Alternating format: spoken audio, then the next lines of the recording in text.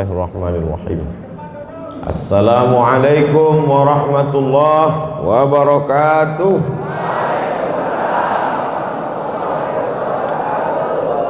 Bersyukur kepada Allah Subhanahu wa taala dengan mengucapkan alhamdulillahi rabbil alamin. Berselawat kepada Rasulullah dengan mengucapkan Allahumma salli ala sayyidina Muhammad wa ala alihi wa sahbihi wa barik wa sallim. Hadratul muhtaramin, para kiai, alim ulama, tuan-tuan guru, tokoh masyarakat, tidak dapat saya sebut satu persatu. Insyaallah kita semua dimuliakan Allah Subhanahu wa taala. Amin ya rabbal alamin. Yang pertama kali dibangun di atas muka bumi ini menurut Al-Qur'an, a'udzubillahi minasyaitonir rajim. Inna awwala baitin, yang pertama kali dibangun di atas muka bumi, awwala baitin wudi'a lin-nasi lalladzi bi Bakkah mubarakah. Itulah dia bangunan pertama di kota Bakkah, disebut juga sebagai Makkah, disebut juga sebagai Ummul Qura, Al-Masjidil Haram. Dalam ayat yang lain Allah katakan subhanalladzi asra bi 'abdihi lailan minal masjidil haram ilal masjidil aqsa. Bangunan yang kedua juga adalah masjid, itulah dia Al-Masjidil Aqsa. Sahabat bertanya kepada Nabi sallallahu alaihi wasallam, "Kam bainahuma ya Rasulullah?" Berapa jarak antara keduanya wahai Rasulullah? Antara Masjidil Haram dan Masjidil Aqsa itu berapa wahai Rasulullah? Nabi sallallahu alaihi wasallam menjawab, "Arba'una sana," 40 tahun.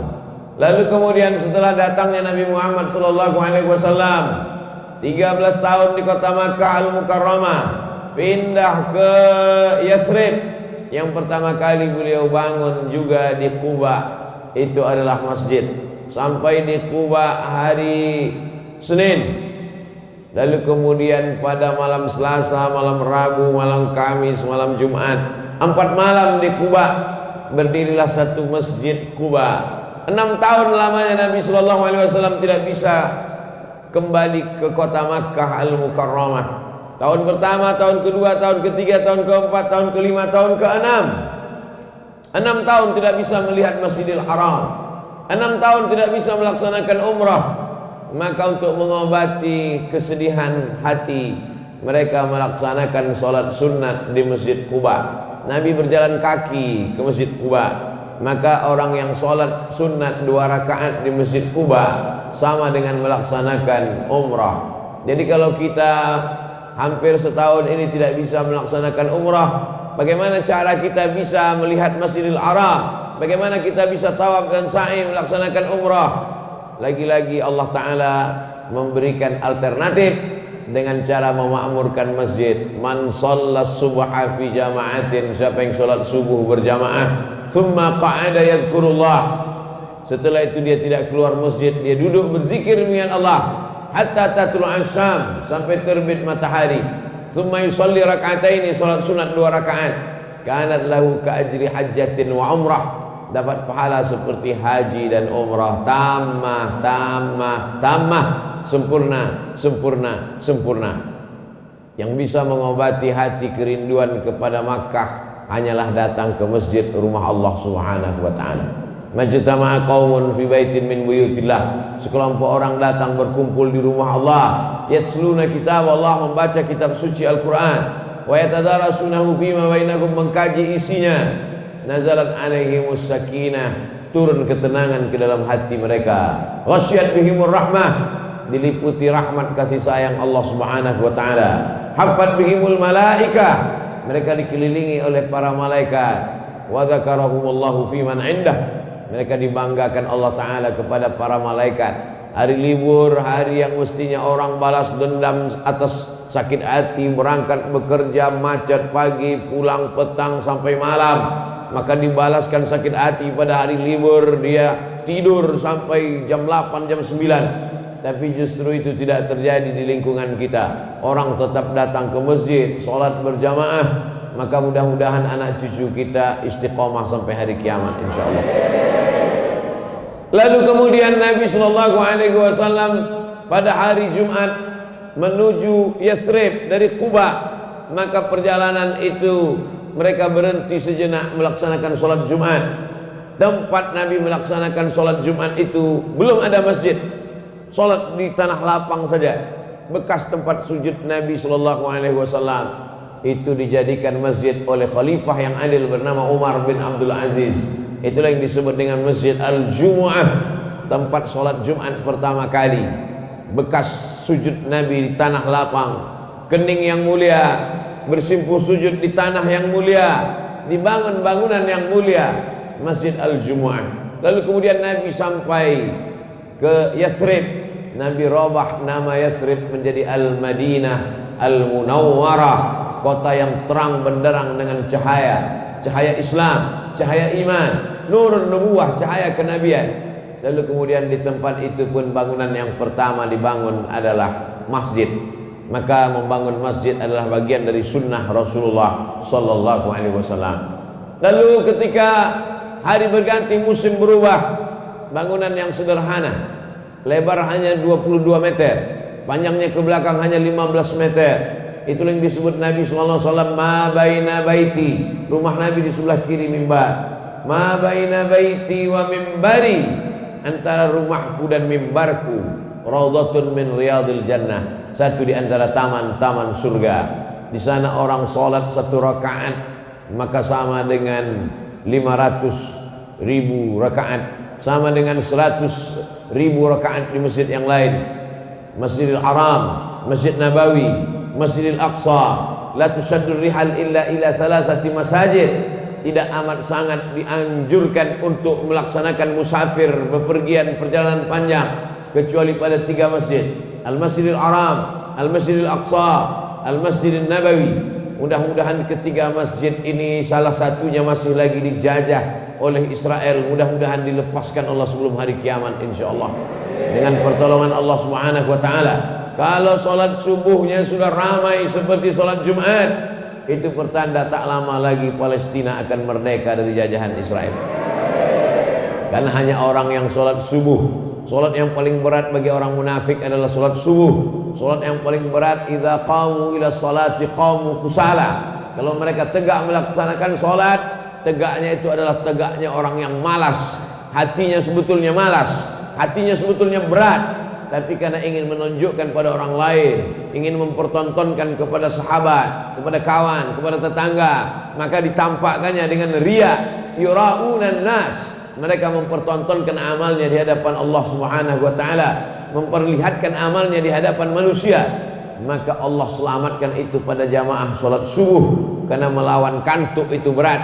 Makanya Allah katakan wa minal laili, dari sebagian malam fatahajjad, tahajjud, lawan kantukmu, lawan tidurmu, nafilatalak, sebagai amal tambahan bagimu. Amal pokok subuh, zuhur, asar, maghrib, isya, tapi ada amal tambahan pada suatu malam. Nabi Shallallahu Alaihi Wasallam datang ke Masjidil Haram. Kenapa malam? Karena pada waktu siang, pada waktu pagi, telinganya diikat mereka, kepalanya dengan kain, mereka cekik lehernya. Lalu kemudian Allah Subhanahu wa taala melepaskan itu semua sampai akhirnya Nabi Muhammad SAW punya kekuasaan di kota Al-Madinah Al-Munawwarah. Itulah beda Makkah dengan Madinah. Sama-sama ada Masjidil Haram, di Madinah ada Masjidil Aqsa, tapi pada saat di kota Makkah Al-Mukarramah, di sana Nabi tak ada kekuasaan. Nabi tidak punya kekuasaan. Nabi tidak bisa sholat berjamaah bersama sahabat, bersembunyi, iman disembunyikan. Sampai-sampai ketika Nabi lewat di salah satu rumah sahabat, saat itu mereka sedang disiksa satu keluarga. Nama suaminya Yasir, nama anaknya Ammar bin Yasir, nama istrinya Sumayyah, perempuan pertama yang mati syahid ditombak jantungnya oleh Abu Jahal. Nabi hanya dapat berkata, sabran ya ala Yasir, bersabarlah wahai keluarga Yasir, inna mau'idakumul jannah, kalian dijanjikan masuk surga. Berbeda dengan ketika Nabi berada di kota Al-Madinah Al-Munawwarah. Dia pemimpin, dia punya kekuasaan. Bahkan orang Yahudi pun di bawah kuasanya. Yahudi Bani Nadir, Yahudi Bani Quraidah, Yahudi Khaybar, Yahudi Qainuqa, berada di bawah kekuasaan Nabi Muhammad sallallahu alaihi wasallam. Maka kalau ingin masjid ramai, ingin masjid melimpah ruah, maka umat Islam mesti punya kekuasaan. Di Palestina masjid yang tempat Isra Mi'rajnya Nabi Muhammad SAW. Tentara Israel mengawasi, tentara-tentara polisi Israel mengintai, sehingga orang-orang tua saja yang dibenarkan sholat berjamaah. Anak-anak muda dikhawatirkan akan memicu keributan, akan mengadakan perlawanan, maka tidak boleh melaksanakan sholat berjamaah. Begitu pentingnya kekuasaan. Jadi kalau ada orang mengatakan yang penting masjid ramai, yang penting sholat berjamaah, kekuasaan tidak penting. Kekuasaan amat sangat penting. Kita bisa lihat dalam sejarah Nabi di kota Makkah Al-Mukarramah, bandingkan bagaimana kita berada di kota Al-Madinah Al-Munawwarah. Hari berganti, musim berubah. Meninggal Nabi SAW, naik Abu Bakar Siddiq 2 tahun menjadi khalifah. Meninggal Abu Bakar Siddiq, naik Sayyidina Umar 5 tahun menjadi khalifah.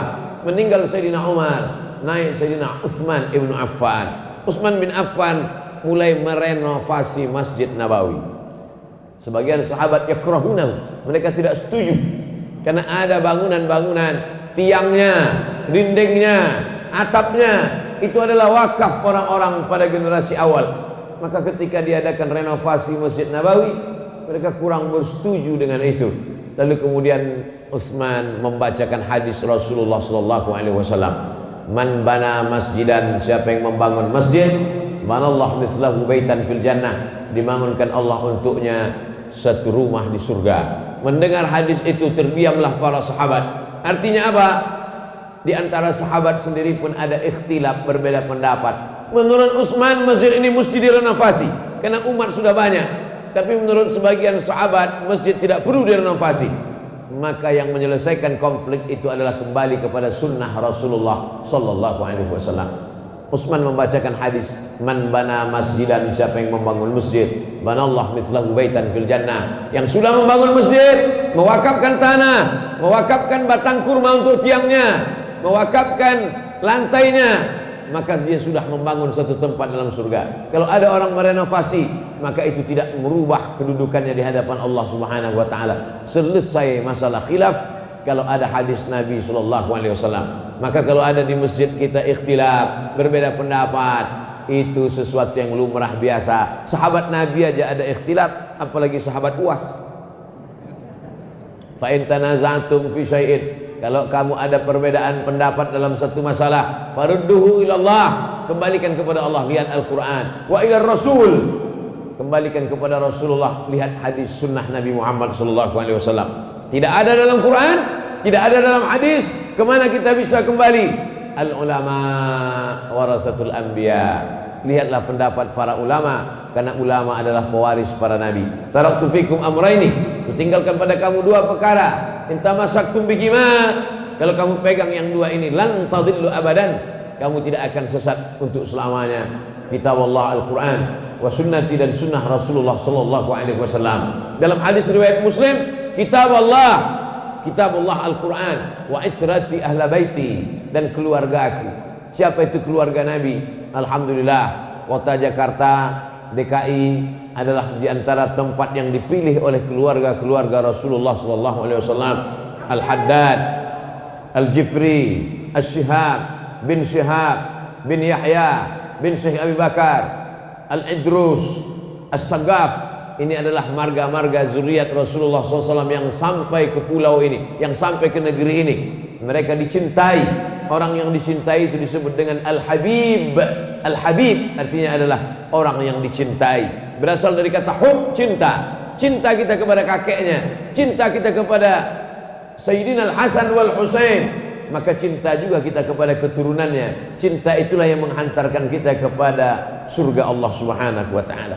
Makanya dalam hadis itu dikatakan 2, berpegang teguh kalian kepada Al-Quran, berpegang teguh kepada sunnah. Tapi sunnah itu adalah hadis yang tertulis di kertas. Dia tidak bisa menjelaskan dirinya. Hadis dalam Sahih Bukhari, hadis dalam Sahih Muslim, hadis dalam Sunan Ibni Majah, hadis dalam Sunan Nasa'i, hadis dalam Musnad Ibni Abi Shaybah, Musannaf Ibni Abi Shaybah, hadis dalam Musnad Ahmad bin Ambar, hadis dalam Muwatta' Malik. Dia tidak bisa menjelaskan dirinya. Dia hanyalah tulisan-tulisan di kertas mati. Lalu bagaimana dengan sunnah yang hidup, yang bergerak, yang berjalan? Sunnah yang berjalan itu adalah ada dalam keluarga Nabi Muhammad SAW. Litamassukihim bisunnah. Kenapa disebut ikuti keluargaku? Karena keluarga Nabi paling mengerti tentang sunnah. Karena keluarga Nabi orang yang mengamalkan sunnah. Karena keluarga Nabi orang yang paling berpegang dengan sunnah Rasulullah sallallahu alaihi wasallam. Jadi tidak ada ikhtilaf antara hadis yang mengatakan Al-Quran dengan sunnah, dengan hadis satu lagi Al-Quran dengan keturunan Rasulullah. Dua-duanya saling menguatkan. Yang satu sunnah dalam bentuk tulisan, yang satu sunnah dalam bentuk perbuatan. Yang satu sunnah dalam bentuk buku, yang satu sunnah dalam bentuk amal. Mudah-mudahan kita termasuk orang-orang yang mencintai sunnah dalam bentuk buku dan sunnah dalam bentuk amalan-amalan dan zuriat Rasulullah sallallahu alaihi wasallam. Lalu kemudian setelah meninggal para sahabat, bertebaranlah tabi'in ke seluruh penjuru dunia. Bangunan yang pertama mereka bangun adalah masjid. Maka di Nusantara ini pun kita melihat masjid-masjid tua. Di Banda Aceh masih ada masjid tua. Turun ke bawah Medan Sumatera Utara masih ada masjid tua. Turun ke bawah di Provinsi Riau Sumatera Barat, di Bengkulu, di Lampung, Kepulauan Riau masih ada masjid tua. Kalau kita pergi ke Kepulauan Riau sampai ke Batam, menyeberang ke Tanjung Pinang, dari Tanjung Pinang menyeberang lagi ke Pulau Penyengat, masih ada masjid yang dibangun begitu megah dan mewah. Sedangkan tempat kita masjid itu semennya dicampur dengan air. Di sana semennya dicampur dengan putih telur ayam, menunjukkan begitu kayanya. Panjang umur sehat badan, kita adakan kunjungan ziarah ke masjid di Pulau Penyengat insyaallah. Amin. Melihat bagaimana orang-orang zaman dulu memuliakan masjid, sampai-sampai semennya dicampur dengan putih telur ayam. Kuningnya di mana Pak Ustaz? Ya dimakan.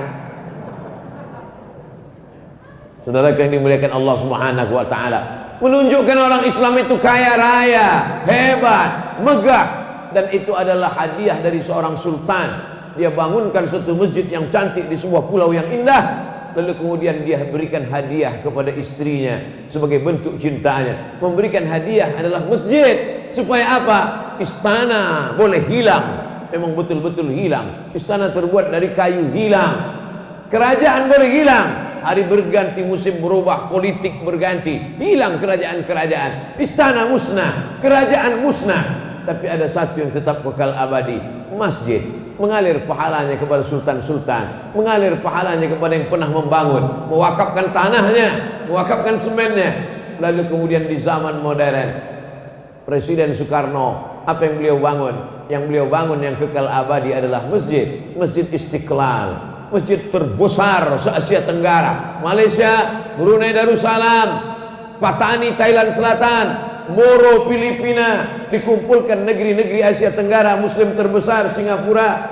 Tapi masjid yang paling terbesar adalah Masjid Istiqlal. Betul, hari berganti, musim berubah, orde lama tumbang, naik orde baru pun tumbang. Masuk reformasi, tapi ada yang tidak tumbang. Masjid yang dibangun oleh orde lama, Masjid Istiqlal, masjid yang dibangun oleh masjid orde baru, Masjid At-Tin, dan Masjid Muslim Pancasila dengan ciri khas kubahnya. Seluruh negeri dibangun, rezim berubah, kekuasaan tumbang, presiden meninggal, tapi ada satu yang tetap tegak abadi.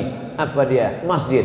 Maka kalau mau kekal abadi, jangan kekalkan dengan kekuasaan, tapi kekalkan dengan membangun masjid. Maka berlomba-lomba membangun masjid. Salah satu masjid yang masih tetap tegak kekal abadi hari ini adalah masjid yang kita tempati hari ini, yang kita laksanakan sholat berjamaah. Enak aja Ustaz sholat kita sholat berjamaah. Ustaz sendiri nggak ikut. Saya sholat berjamaah juga.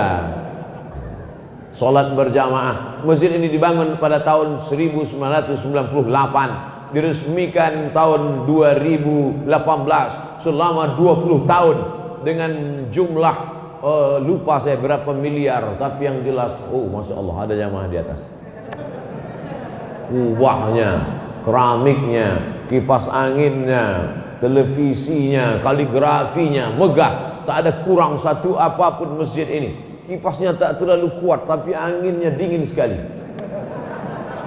Luar biasa masjid ini. Nah, ini masjid ini semua orang yang berkontribusi dari mulai mewakafkan tanahnya, memberikan keramiknya, saking berlebihnya ini batu marmer tak tahu lagi di mana mau dipasang, ditempel ke dinding. Baik. Masjid-masjid lain ini menunjukkan masyarakat sekelilingnya ini masyarakat yang kaya raya. Dari takbirnya kuat sedikit. Allahu Akbar.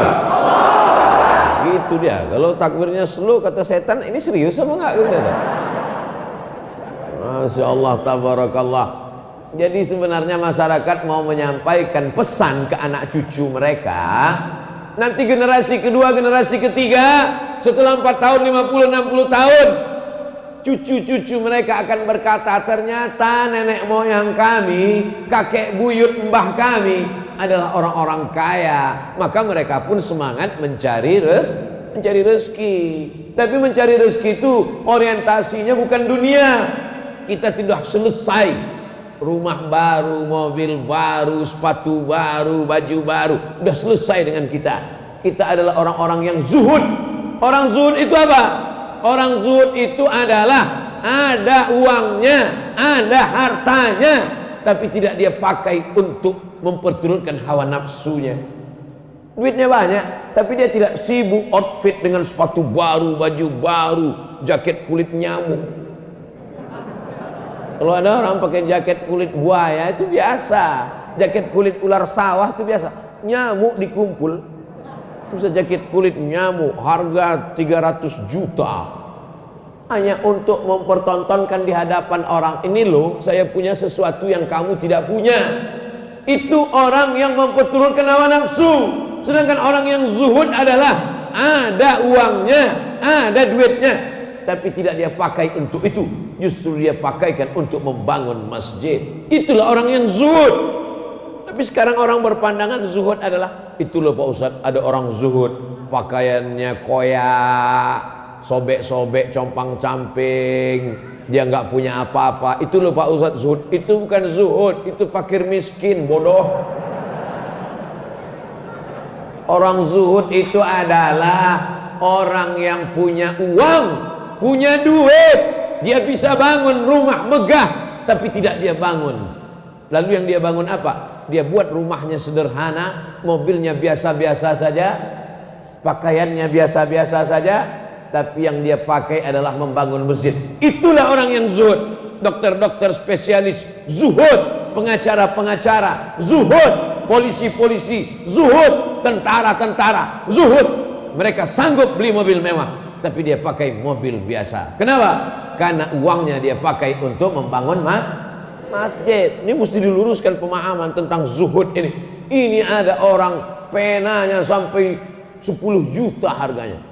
Ustadz Somad, ini pena saya ini 10 juta nih Ustadz. Yang nanya siapa? Sekali tegak berdiri, outfit 100 juta.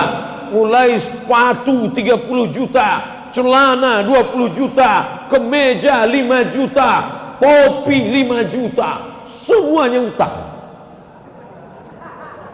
Kredit semua. Setiap dengar suara sepeda motor di depan rumah, pucat ketakutan. Siapa? Debit kolektor.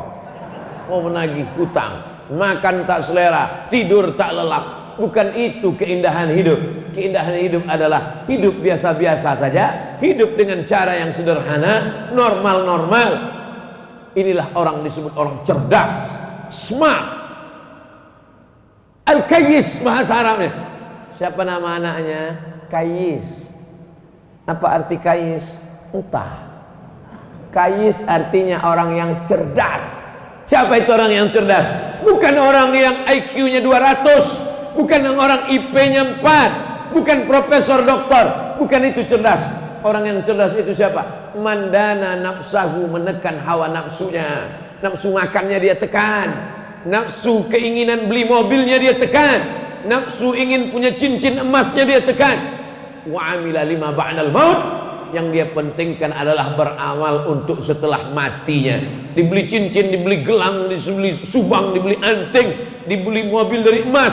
Kalau kau mati tinggal, tapi kalau kau bangunkan ke masjid, inilah yang akan kekal abadi sampai hari kiamat insyaallah. Amin.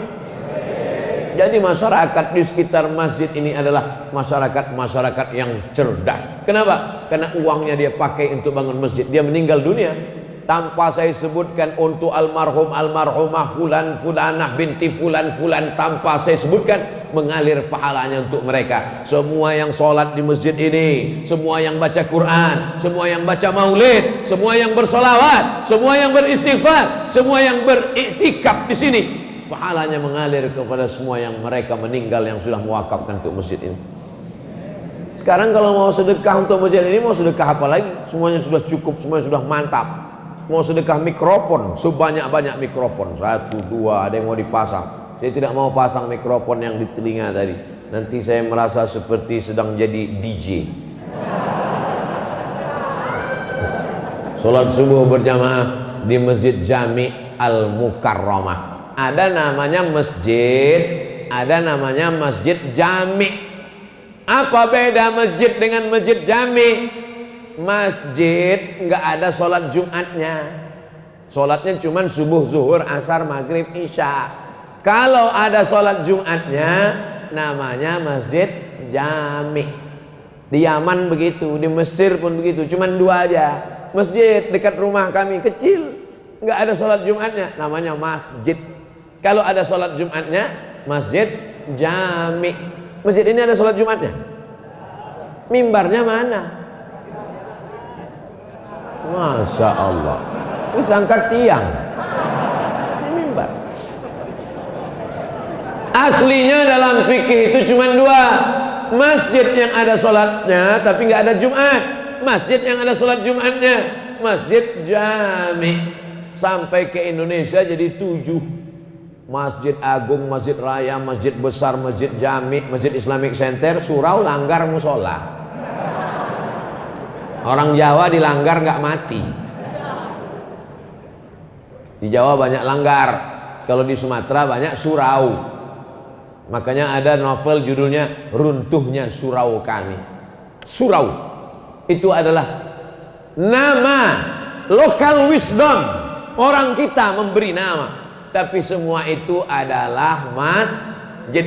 Makanya kalau ada dekat rumah langgar, sampai Arab Lungonang di mas, Arab Lungonang langgar, jangan sampai dilanggar. Usolli sunatan tahiyatal langgar 3 rakaat lillahi ta'ala. Tetap sholatnya tahiyatal masjid.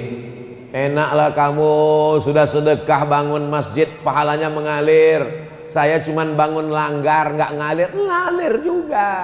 Tapi langgar nggak ada disebut dalam hadis, terjemahannya itu namanya langgar. Jadi jangan benturkan antara budaya. Budaya ini juga adalah bagian dari budaya umat Islam di Indonesia. Nanti kalau ada orang bertanya, Ustaz Somad, ada langgar di zaman Nabi? Enggak ada. Langgar dan surau itu bid'ah, wa kullu bid'atin dhalalah, wa kullu dhalalatin finnar. Namanya saja. Cara memanggil orang pun begitu. Dipanggil orang, hayya 'alas shalah.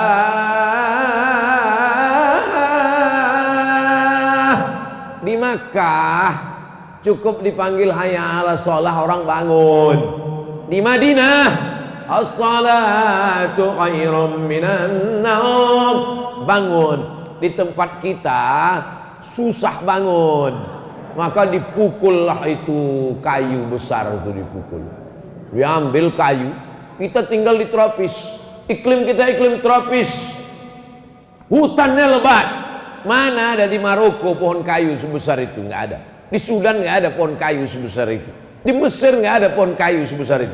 Di Indonesia pohon kayu besar-besar, maka dilobangi bagian dalamnya, dipasang itu kulit kambing, maka dipasang, dipukul. Nah itu dipukul, makanya bangun semuanya. Pukul bangun. Apa namanya? Beduk namanya, itu besar. Melihat beduk itu saya teringat masa kecil dulu. Saya kalau kami di Sumatera sholat maghrib itu jam 6.30 azan maghrib. Jam 6 saya sudah ke masjid. Masuk masjid sama kawan-kawan ke masjid, masuk ke dalam beduk. Masuk ke dalam beduk, kawan mukul di luar. Coba pukul. Masa kecil itu akan terngiang sampai besar. Melihat beduk, ingat itu. Anak-anak sekarang sudah lagi tidak lagi diingatkan itu. Jadi jangan dikatakan ini beduk tidak ada zaman Nabi, maka beduk ini bid'ah, wa kullu bid'atin dhalalah, wa kullu dhalalatin finnar. Kata yang udah ngasih beduk, aku sudah ngasih kayu sebesar itu, kau masukkan pula aku ke neraka lagi. Neraka yang dimuliakan Allah Subhanahu wa taala. itu hanya cara membangunkan orang, maka dipukullah dia, terbangunlah. Dan setiap daerah itu ada punya tradisi masing-masing. Ternyata satu kali pukul, saya tidak hafal itu, pukul begini itu manggil untuk sholat, pukul begini itu manggil untuk rapat, pukul begini itu manggil untuk makan bersama, pukul begini itu tanda ada orang nikah. Ada tahu-tahu datang orang dari kampung lain, salah pukul, sangkanya makan, pas datang mana makanannya, kok nggak ada. Jadi itu adalah tradisi kebudayaan lokal, kemudian masuk ke dalam masjid. Jadi kalau beduk itu dikatakan tidak ada zaman Nabi, maka sesungguhnya kubah pun juga tidak ada zaman Nabi. Ini beduk, ini tambah-tambahan, maka kubah pun juga tambah-tambahan. Karena zaman Nabi Muhammad SAW tidak ada kubah. Kubah itu adalah tradisi arsitektur bangunan Bizantium. Ada seorang kaisar namanya Kaisar Bizanti. Dia membuat kota, nama kota itu menjadi Bizantium. Setelah itu ada lagi kaisar namanya Konstantin. Dirobahnya kota itu menjadi nama Konstantinopel. Kotanya sama, tapi berbeda kaisar. Begitu raja-raja zaman dulu. Kalau dia mau buat satu kota, dibuatnya atas nama dia. Andai saya nih kaisar, raja, saya buat nama kota itu kota Somadium. Nama dia Bizanti.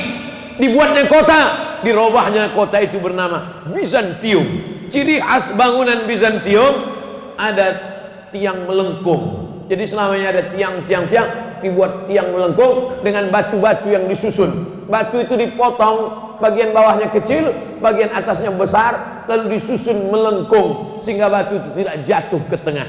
Bisa lihat, jangan lihat sekarang, nanti lihat di Google arsitektur ciri khas Bizantium, bangunan tiang melengkung. Maka dibuatlah tiang melengkung. Itu baru ada ketika Islam sampai ke negeri-negeri jajahan Bizantium. Sebelum itu di kota Makkah tidak ada kubah. Waktu itu atap Masjid Nabawi itu hanyalah pelepah korma yang disusun-susun datar saja. Lalu kemudian dari mana itu datang menara? Menara diambil dari kata nar. Nar artinya api. Menara, tempat api di atas, tempat api di tepi laut Mediterania. Ketika orang naik kapal, dia tidak tahu mana tepian di tengah malam, maka dipasanglah api di tepi pantai. Di atasnya ada api menyala. Orang Arab menyebutnya manarah, orang kita menyebutnya mercusuar. Maka ketika Islam sampai, pasukan Islam dari kota Al-Madinah Al-Munawwarah menyeberang Laut Merah sampai ke sebuah kota yang didirikan oleh Kaisar Alexander the Great. Kota itu bernama Alexandria. Alexandria adalah kota 200 km dari Kairo. Di sana ada sebuah mercusuar. Mereka buang apinya. Dibuang apinya, naiklah muazzin ke atas. Dia azan dari atas. Allahu Akbar, Allahu Akbar. Suara lebih kuat karena lebih tinggi. Itulah asal muasal ma'zanah, tempat azan. Bilal tidak pernah azan di atas menara. Karena zaman Nabi tak ada menara. Bilal azan di atas satah, di atas atap rumah orang di kota Al-Madinah Al-Munawwarah. Jadi bangunan-bangunan ini adalah tambahan setelah Nabi Muhammad SAW meninggal. Kubah bukan diajarkan Nabi, menara bukan dibuat Nabi. Tapi sekarang kalau sudah masjid, seolah-olah menara dengan kubah adalah rukun masjid. Ini menunjukkan Islam boleh mengambil arsitektur bangunan. Maka kita lihat di Bandung ada masjid dengan arsitektur saudara kita dari Tionghoa, Masjid Cheng Ho. Ada di Semarang. Lalu kemudian di Makassar saya pernah ceramah di masjid Cina. Ini boleh mengambil. Ini kenapa? Karena Islam tidak mengarangkan bangunan arsitektur selama tidak mengambil akidahnya, selama tidak mengambil keyakinannya. Yang diambil hanya bangunannya. Yang selama bagus-bagus tidak salah. Apa bagusnya kubah? Maka dengan arsitektur melengkung kubah, di tengah tidak ada tiang. Apa bagusnya menara? Dengan adanya menara, maka muazzin lebih leluasa, suaranya lebih sampai ke telinga jamaah. Zaman dulu muazzin itu naik ke atas. Zaman sekarang muazzinnya di bawah, suaranya yang ke atas. Yang menyampaikan suara ke atas siapa? Kabel. Ada cukup ke kabel. Allahu Akbar. Ada juga suara walaupun kecil. Allahu Akbar, Allahu Akbar. Sampai suara. Setelah itu imam pun meletakkan mikrofon ke bajunya. Setelah itu imam pun sholat. Allahu Akbar. Setelah itu salam. Assalamualaikum warahmatullahi. Muncul masalah baru. Apa masalahnya? Ternyata kabel imam sampai ke atas menara. Di atas menaranya banyak tai burung. Pak Ustadz, boleh nanya? Boleh. Apa hukumnya imam sholat, kabel yang nyangkut di bajunya ada tai burung sampai ke atas? Memunculkan masalah fikih baru. Gimana pertanyaannya Pak Ustadz? Apa jawabannya? Orang saya yang nanya, masa saya yang jawab? Sudah dibahas dalam pembahasan para ulama. Saya hanya ingin menceritakan bahwa ketika kita belajar peradaban Islam, maka Islam tidak mengharamkan sesuatu yang tidak ada pada zaman Nabi Muhammad sallallahu alaihi wasallam. Jadi jangan membuat suatu masalah baru. Masjidnya sudah bagus, masjidnya sudah cantik, kita tinggal menikmati meramaikannya saja. Maka kita tinggal memakmurkan masjid. Siapa yang memakmurkan masjid ini? Innama ya'muru masajidallah. Orang yang memakmurkan masjid ini man amana billah, beriman kepada Allah, wal yaumil akhir, percaya bahwa dunia ini akan kiamat, wa aqamas shalah, dia menegakkan salat, wa ataz zakah, dia bersedekah, berzakat, berinfak, berwakaf, wa lam yakhsha illallah, dan dia tidak takut kepada yang lain, takutnya hanya kepada Allah. Kita doakan anak cucu kita memakmurkan masjid sampai hari kiamat. Makanya doa Nabi Ibrahim alaihissalam, Rabbi ja'alni muqimas salah, jadikan aku orang yang menegakkan salat, wa min dzurriyyati, sampai anak cucu keturunanku orang yang menegakkan salat. Rabbana wa taqabbal du'a. Bapak-bapak yang istrinya hamil, Rabbi ja'alni muqimas salah. Ibu-ibu yang sedang mengandung, Rabbi ja'alni muqimas salah, jadikan aku orang yang menegakkan salat sampai anak cucu keturunanku. Tak ada gunanya. Anak kamu berapa? 3. Yang pertama pejabat, yang kedua orang kaya, yang ketiga bisnismen. Tiga-tiganya tak sholat, neraka jahanam tempatnya, menjadi keraknya api neraka. Masalakakum fi saqar, mengapa kalian tidak, mengapa kalian masuk ke dalam neraka sakar?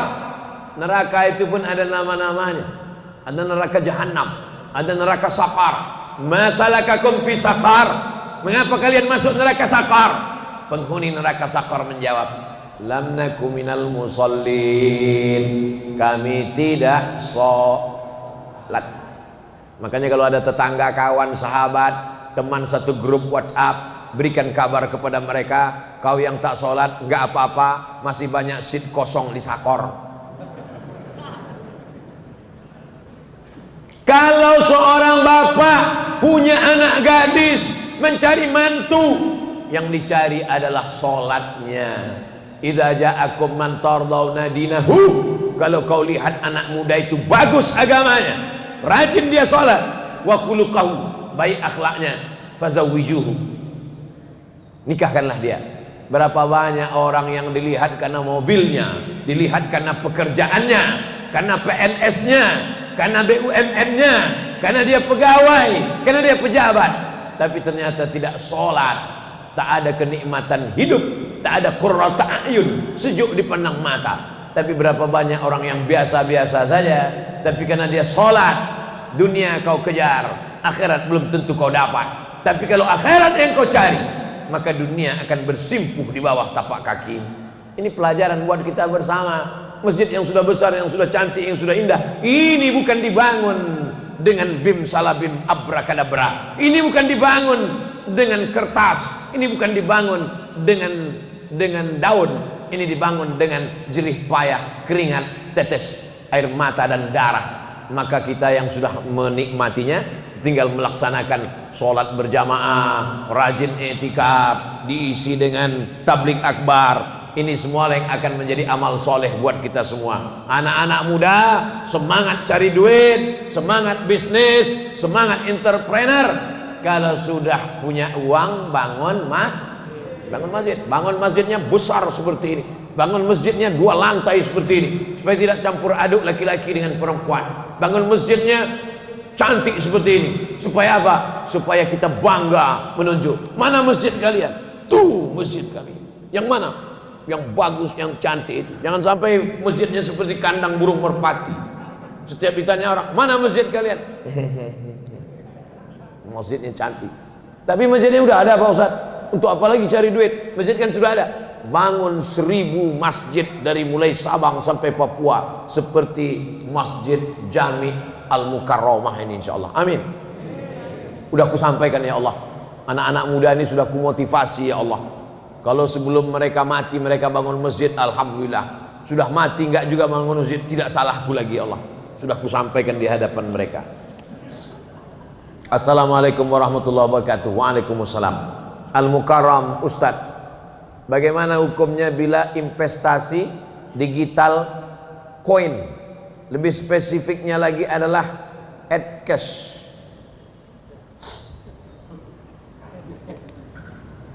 Dulu awal-awalnya jual belinya, bapak punya padi, saya punya ikan.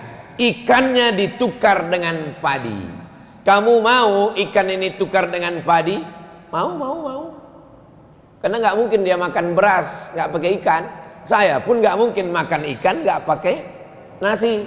Maka kita tukarlah. Ikan saya bagi 2, beras kamu bagi. Akhirnya setuju. Maka jual beli ini disebut dengan barter, bukan barcode.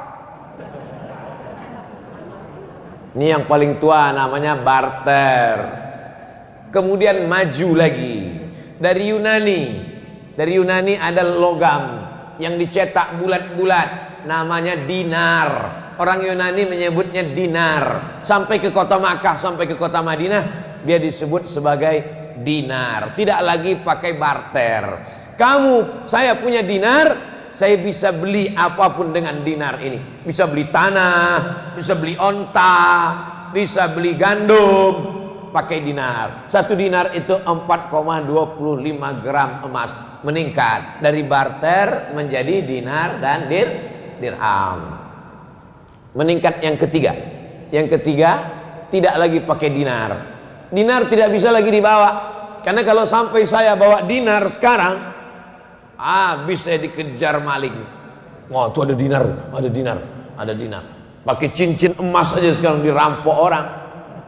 Bukan diambil emasnya, sama jari-jarinya dia potong.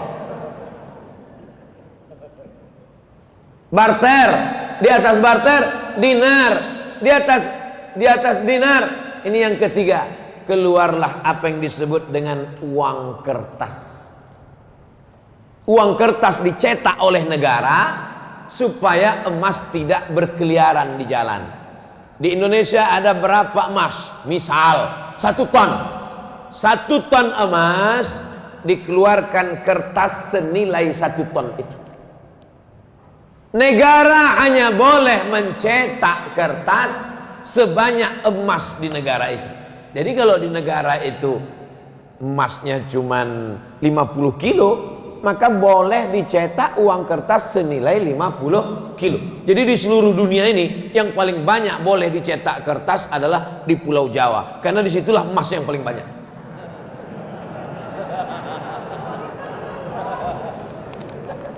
Lalu kemudian Amerika mencetak kertas lebih banyak dari emas yang ada di negaranya. Ini yang pertama kali melanggar di dunia ini, Amerika. Dia cetak kertas, ternyata nilai emasnya tidak sebanyak itu. Di Amerika itu emas tidak terlalu banyak. Kenapa sekarang emas paling banyak di Amerika? Bukan dari tanah Amerika. Emas itu dibawa dari Papua, karena dia punya perusahaan di Papua. Dia sedot emas itu dia bawa. Lalu kemudian Amerika melanggar itu. Dia cetak kertas banyak-banyak, emasnya tidak sesuai dengan itu. Tapi karena dia punya kekuasaan, dia menguasai dunia, akhirnya boleh negara mencetak uang kertas walaupun tidak senilai dengan emas yang ada di situ. Sudah 3. Barter, dirham, dinar, kertas. Sekarang puncaknya yang keempat. Ini yang disebut dengan duit digital. Digital money. Produknya banyak, macam-macam. Sama dengan uang kertas. Namanya uang kertas, tapi ada rial, ada ringgit, ada rupiah. Nah, sekarang yang keempat ini digital money, money crypto. Jadi macam-macam dia. Duitnya nggak ada. Kalau kertas tadi masih ada kertasnya. Ini kertas. Ini kertas. Yang ini digital money. Uangnya tuh di alam gaib. Nggak ada. Tapi dia punya. Adanya cuma di handphone, cuma di laptop. Disimpan di suatu tempat. Maka kesepakatan pertemuan ulama di Universitas Darussalam Gontor Ponorogo, ketemulah di situ pakar-pakar ekonomi Islam. Kesepakatannya 2. Yang pertama, sebagai alat tukar bisa. Sebagai alat tukar. Misalnya saya mau jual mobil saya. Datang jamaah dari Masjid Jami Al-Mukarramah. Ustaz Somad, ya, saya mau beli mobil Ustaz. Mana uangnya? Uangnya di alam gaib Ustaz. Saya pakai uang digital sebagai alat tukar. Kalau saya mau, boleh. Saya terima uang digital kamu, ini kirim ke sini, saya simpan di akun ini, boleh sebagai alat tukar. Tapi sebagai alat investasi sebaiknya tidak. Kenapa sebaiknya tidak? Karena nilainya tidak stabil. Uang kertas saja pun nilainya tidak stabil. Uang kertas mengalami resesi. Uang kertas mengalami apa yang disebut dengan nilainya tak sama, jatuh. Harga kambing zaman Nabi dengan zaman sekarang pakai uang dinar sama. Karena emas itu stabil. Makanya orang sekarang berbondong-bondong menyimpan emas. Emas tetap naik. Emas dulu 1 gram 500.000. Sekarang emas sudah 1 juta. Nanti berganti zaman, berganti. Sedangkan uang, makanya kalau ada orang pinjam uang, saya pinjam uang kamu 100.000 tahun 2020, dibayar tahun 2030 dengan 100.000, mau apa enggak? Saya enggak mau. Karena dalam 10 tahun itu terjadi inflasi, nilai uang itu jatuh. Tapi kalau emas tidak jatuh, emas stabil. Nah, jadi ada satu usaha mau mengembalikan umat Islam ini kembali pakai emas, pakai mata uang emas. Kalau Eropa bisa pakai satu mata uang euro, umat Islam juga bisa pakai mata uang emas, dinar. Bisa atau tidak bisa? Bisa. Tapi umat yang paling bisa disatukan ini umat Islam. Tuhannya berapa? 1. Qul huwallahu ahad. Nabinya berapa? 1. Asyhadu anna Muhammadan Rasulullah. Kiblatnya berapa? 1. Orang Islam sholat arahnya di dunia ini cuma 1. Tapi yang paling sulit disatukan umat Islam. Subuh aja udah kelai. Satu pakai kunut, satu enggak kunut. Satu pakai usolli, satu enggak. Yang satu telunjuknya gini, yang satu gini-gini. Betul? Nah, makanya kita jaga persatuan. Masalah sepele-sepele ini jangan sampai merusak persatuan. Kesimpulannya, money crypto, uang digital sebagai alat tukar oke. Tapi sebagai investasi, beberapa pemain money crypto kehilangan uang. Bapak Ibu ikut tak berita si fulan artis terkenal kehilangan uang digital karena kehilangan karena sebagai alat investasi. Nah ini paham? Anggukkan aja kepala. Andai kata kita mau mengkurbankan anak angkat, mau dipotong, binnya kita pakai bin ayah angkat atau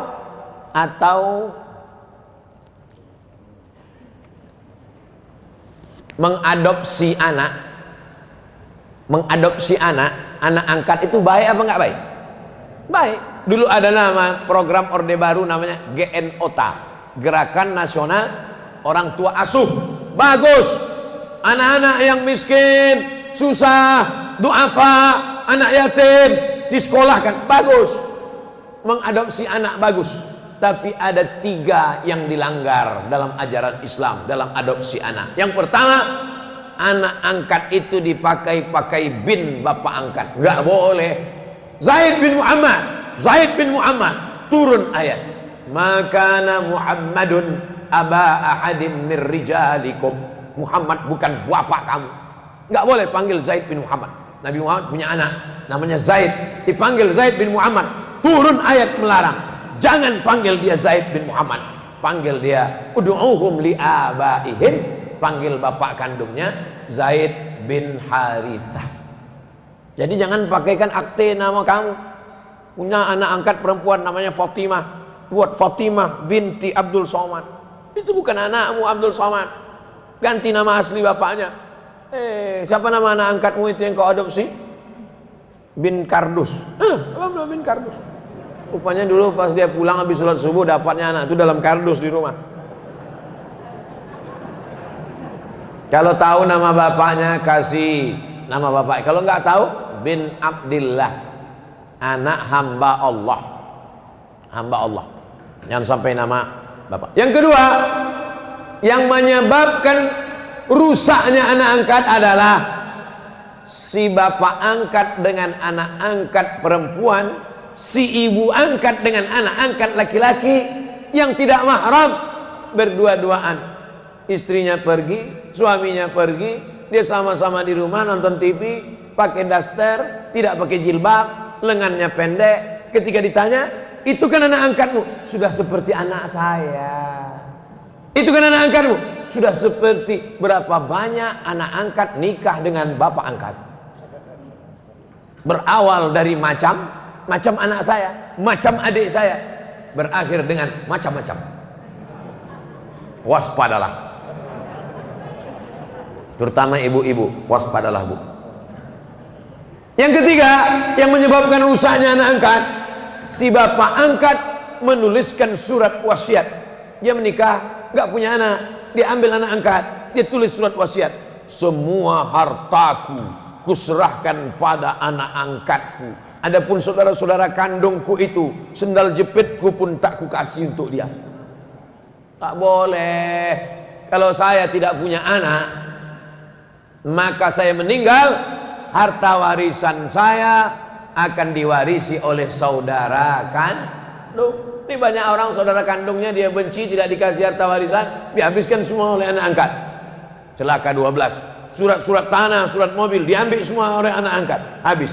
Kalau sayang sama anak angkat bisa dikasih 2. Pertama hibah, yang kedua wasiat. Apa beda hibah dengan wasiat? Hibah dikasih ketika masih hidup. Itu ruko yang di sana untukmu, ambil. Tapi kalau wasiat, itu ruko yang di sana untukmu, tunggu aku mati. Itu namanya wasiat.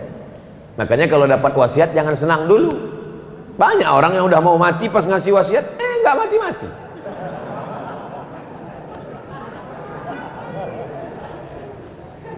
Ini untuk Masjid Jami Al-Mukarramah, pengurus sudah senang. Alhamdulillah dapat rukun 3. Dia udah sakaratul maut. Begitu, gimana kabarnya? Sehat, kemarin udah pulang. Nggak jadi. Bagaimana cara kita menunjukkan cinta kepada ulama jika kita sebagai PNS ASN? Kamu kan punya atasan. Tunjukkan cintamu dalam, jangan diperlihatkan. Ini update status. Udah tahu PNS ASN, update status di video. Takbir, kita tangkap. Ya Pak, ngerti lah, paham. Datang pas nggak ada orang, datang. Assalamualaikum Habib, cium tangan. Pastikan nggak ada kamera. Assalamualaikum. Doakan panjang umur, sehat badan. Ya pandai-pandai. Pandai itu penting, pandai-pandai lebih penting. Ustaz Somad berani, saya nggak ya PNS. Dulu pernah PNS. Saya Ibu Fulan ingin bertanya. Pernah seorang sahabat saya melihat postingannya di FB tidak pakai jilbab. Selalu dia buka tutup jilbabnya. Saya tanyakan kemana jilbabnya. dia bilang yang penting hatinya baik. Bagaimana nih menurut Pak Ustadz? Saya khawatir nanti anak dia nggak pakai celana. Ini kan emaknya nih. Pepatah kita mengatakan kalau anak kencing berdiri, maka cucunya kencing maraton. Ini sekarang emaknya nih nggak pakai jilbab, nanti anaknya nggak pakai celana. Pas ditanya anaknya, kok nggak pakai celana? Yang penting hatinya baik.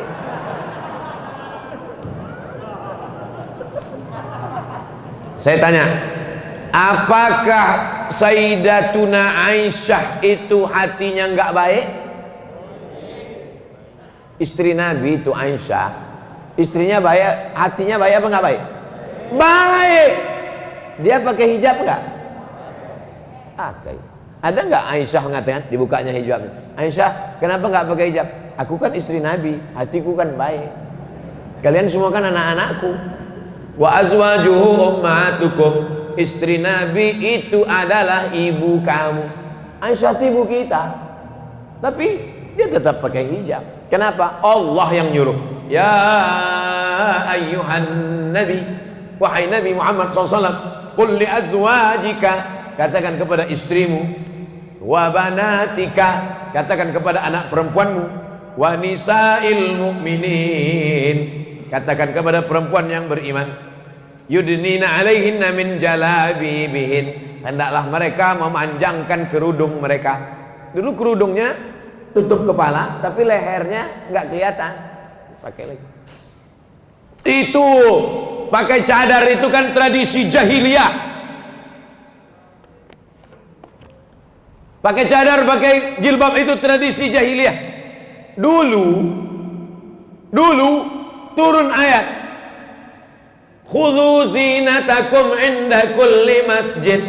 Kalau kamu mau ke masjid, pakailah pakaian. Kalau kamu mau ke masjid, pakailah pakaian. Apa maknanya? Waktu itu orang jahiliyah tawafnya uryanun tolik, telanjang bulat. Orang jahiliyah dulu nggak pakai pakaian. Maka datang Islam mengajarkan pakaian. Maka setiap mau ke masjid disuruh, ya ayyuhalladzina amanu, ay orang beriman, kalau kamu mau pergi ke masjid, khudhu zinatakum inda kulli masjid, berpakaianlah. Itu ajaran Islam. Jadi jangan ikut-ikutan status orang, itu yang dia sampaikan. Bacalah Al-Quran, ngaji sama para kiai, para ulama. Assalamualaikum Ustaz. Waalaikumsalam warahmatullahi wabarakatuh. Bagaimana cara menyikapi para penghina Rasul dan para zuriat Nabi?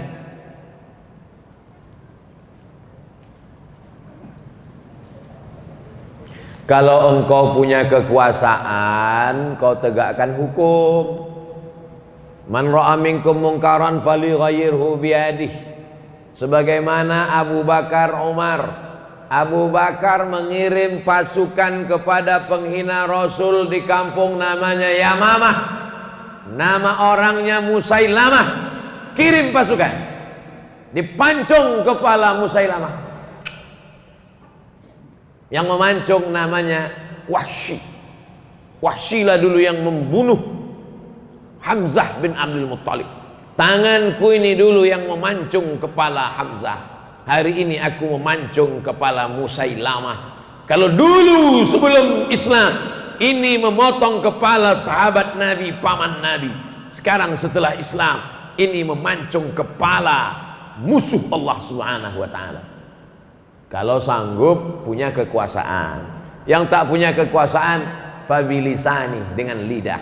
Jangan hina Nabi, jangan hina zuriat Nabi dengan suara. Tak juga sanggup, takut dengan mulut, dengan hati. Diam aja lah. Kalau kau tak sanggup membela, diam. Boykot. Jangan lagi pakai mobil Prancis. Jangan lagi pakai deterjen Prancis. Jangan lagi pakai susu, teh, kopi Prancis. Pakai aja kopi tai musang.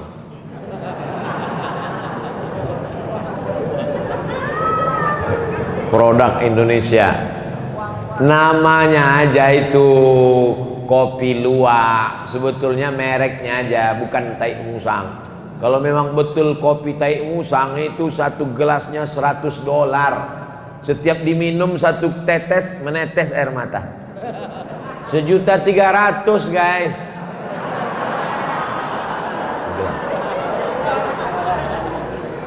Jadi apa, ketika Denmark dulu membuat karikatur Nabi, Denmark dulu yang pertama, waktu itu Syekh Muhammad Said Ramadan Al-Buti masih hidup. Coba ketik di YouTube Syekh Muhammad Said Ramadan Al-Buti, orang Suriah, ceramahnya lembut. Syekh Muhammad Said Ramadan Al-Buti kalau ceramah lembut. Assalamualaikum warahmatullahi wabarakatuh, lembut.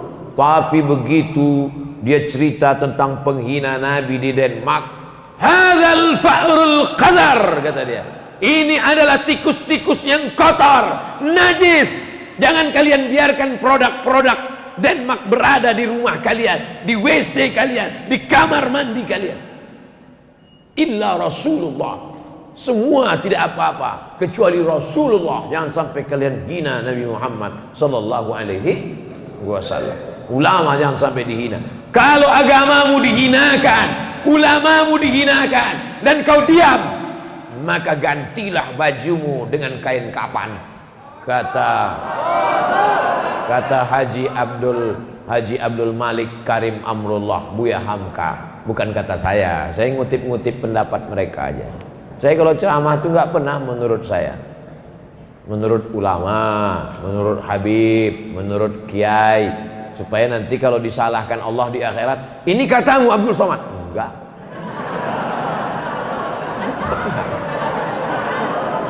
Saya enggak berani menurut saya. Mana pernah saya ceramah menurut saya? Enggak. Yang selamat di akhirat itu nanti saya. Karena saya enggak pernah pakai menurut saya.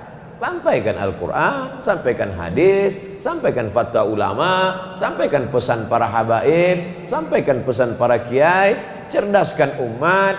Habis waktu baca doa, selesai pulang. Habis waktu 1 jam. Tadi saya mulai jam 6 kurang 15, sekarang jam 5 kurang 15. Sesuai tertulis di botol 600 ml. Apapun makanannya, minumnya tetap Az-Zikra water. Pakailah produk dari saudara kita sendiri, sehingga kalau ekonominya maju, dia akan makun masjid. Kalau ekonominya maju, dia akan sedekah. Jangan kau kayakan orang lain. Kalau duitnya banyak, dipakainya berjemur di pantai tak pakai kolor. Pakailah, minumlah minuman santri dari pondok pesantren Sidogiri. Kau minum makanan, kau makan makanan yang halal, kau minum minuman produk saudaramu, maka itu sudah kau ikut membangun masjid, membangun pondok pesantren, membangkitkan ekonomi umat. Saya alhamdulillah sampai hari ini semua saya endorse, dari mulai kerupuk sampai keripik.